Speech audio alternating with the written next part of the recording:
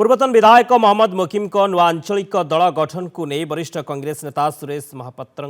प्रतिक्रिया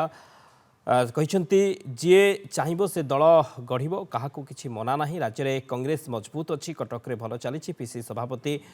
भक्त दास को नेतृत्व में सारा ओडिशा भल जी अनुभव करुँची से ही कहूँ ठीक चलुनी कांग्रेस निजर विचारधारा नीति आदर्श रे चली किए क्यों शक्ति नहीं दल गढ़े से आमर किसी कहबार ना जी जहाँ योजना रखी कार्य करेंगे करंतु शीर्ष नेतृत्व को बहुत लोक भेटुंट कौन समस्या होइथिबो भेटी पारि नथिबे बोली कहिसंती कांग्रेस नेता सुरेश महापात्र जी चाहि पारिबो से दल गढ़ी पारिबो सेतरे काको किछि मना नाही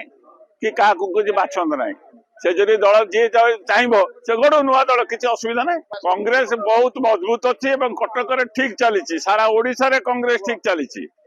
जी अनुभव करुव ठीक चलुना से कह ठीक चलुना कि कांग्रेस ठीक रास्ता तार चली कांग्रेस तार विचारधारा चलती आदर्श चलती ना नीति चलती किए कौन कहती कौ शक्ति नहीं करेंगे से आमर किसी कहबार नहीं क्या बाधा देवार भी ना करने मना नहीं क्या जी जार एजेंडा रखी जो कार्यक्रम करेंगे से क्या मना बहुत लोक भेटुंट शीर्ष नेतृत्व भेटुंट